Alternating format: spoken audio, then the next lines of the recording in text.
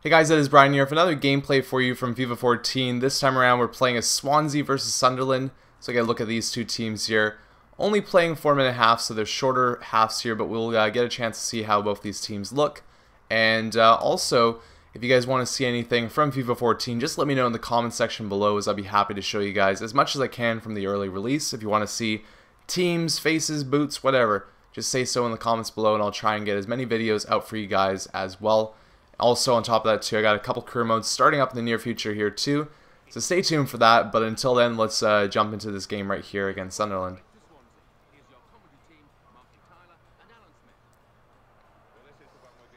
In this game specifically too, we got two teams that, not necessarily Sunderland, but more Swansea I was actually looking at as potentially one of the teams I was going to play as this season. But it got narrowed down to Cardiff and Southampton, which I've already posted a gameplay video for, just getting an idea how both those teams feel. But yeah, no, I thought this would be a good one to check out because both these teams obviously have a solid following behind them and want to show off as much as I can from the English Premier League, sorry, as I can early on here, and also talk a little bit about what I think of FIFA. So the thing that I've been talking about in most of my videos so far is definitely the thing that's really standing out most is just to kind of, you know, passing, physics, and also the ball control really being the biggest things I've really kind of picked away from my initial games. And what I mean by that is, you know, if you've got a weaker player and you've got a stronger player, there's a definite difference there between how well they're actually able to handle the ball and what type of plays they're able to make as well. And it's something that I'm really enjoying. Like right here is a perfect example. I'm on the ball, but I'm also being pressured pretty hard, and I don't have that many options to get rid of it. That's something that, you know, really wasn't a factor in FIFA 13, where if you had that ball, you usually have a bit of space to work with. And I really, at least initially, especially if the teams that maybe are below 4 stars, have had to work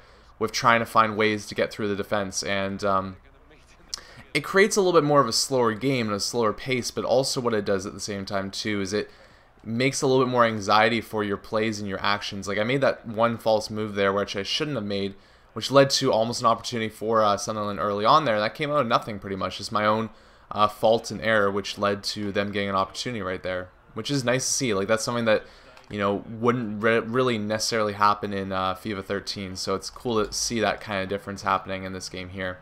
The other one I'm really noticing too is the difference really between like the actual play being created and the opportunity to really get by players. There's still pace, like as you can see right here, I'm getting by using my pace. That's what's getting me by there. But then at the same time as well, it's also down to a lot more of a tactical kind of back and forth play, more so than really that twitch kind of turn and deke style that, at least for me, I use quite a bit in FIFA 13. You know, if you want to get past a defender on the wing, you just kind of bait and switch them and then you're good to go. Like right here, I've really had struggles of kind of creating those opportunities because they're on me all the time and, you know, really not creating that much room for me to work and play, which has led to less opportunities in at least the games I play initially, but also has created this atmosphere of a little bit more tense and, you know, tougher scenarios working out. And here's another chance, but not going to let Connor Wickham get that one.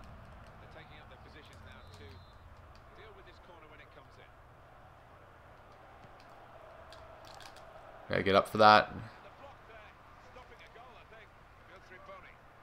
It's a lot harder to get, like in this case right here, we get past him. That's something that used to be relatively easy to do.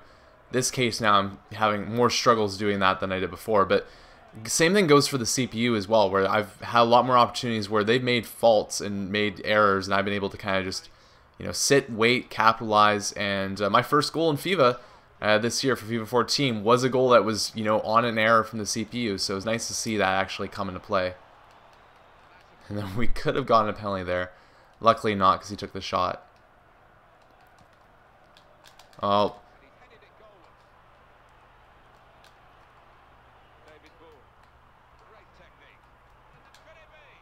Close chance there too. They're really getting us early on here. We'll see if we can turn this around a bit. It's been a, you know, kind of game by game process where some games have done alright, other games have been a little bit more tighter than I wanted them to be. And in a case like this, we're just straight up really being processed by Sunderland, which is not a good thing.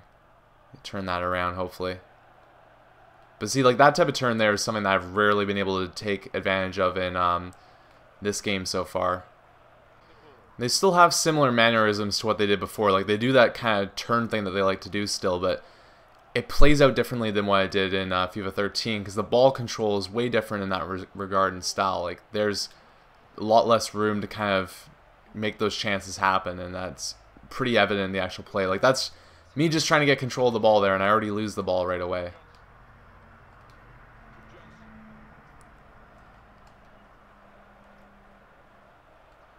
And overall in this first half, not really doing a good job of showing you guys at least some offensive opportunities for myself here. We'll see if we can get something going.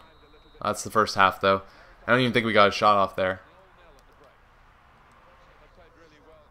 For better or worse, though, at least you guys get an idea of what these teams look like, and also just a feel for what FIFA 14 might be like if you haven't played the game yet. And if you have, you know, let me know what you think as well. I'd like to hear from everybody, because these are my opinions I'm kind of, you know, building up, but it's also good to hear from everybody else too. And I play FIFA, but I don't play FIFA maybe as many or as much as some of you guys, because I play a lot of other games, and then editing and doing stuff does take out of my playing time. So yeah, it would be cool to hear from you guys too, what you think. Maybe if you know, have more experience with FIFA 13, what do you think of the differences? What are you liking? What are you disliking? Get a bit of an idea for that. Good save there.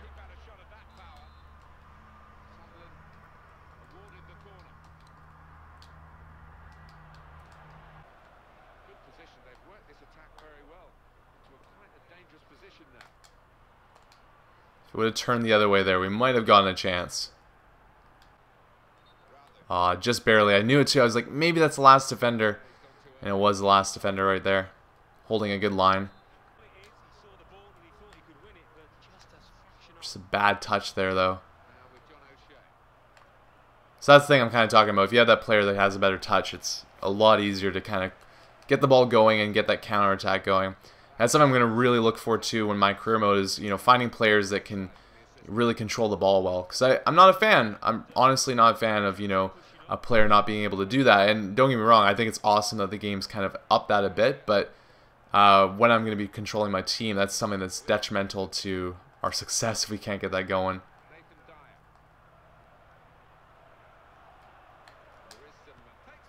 Not that great of a chance. At least we got a shot off, though. Wrong foot to really curl that one in. I get to see Barini come on for Altidore. This move right there, that's the one that I've barely been able to make happen at all. And that's not even joking, the first time I've actually been able to do that. So I guess there's the first time for everything in this game.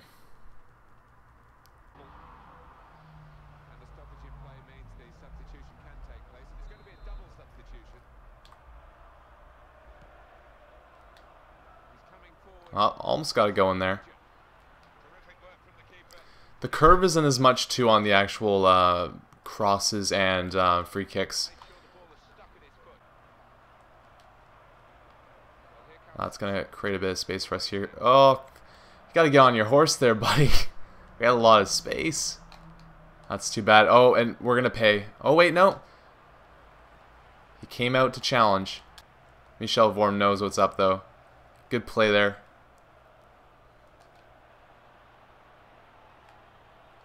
Oh, this could be our downfall. Big save.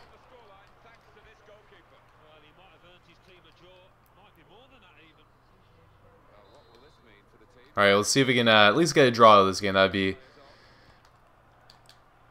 wishful thinking now, maybe. Come on. Get going, Rutledge. Work him off.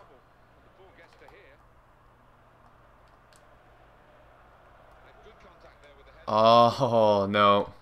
Too many bodies on me there. One last chance, though. Nobody there to cross into.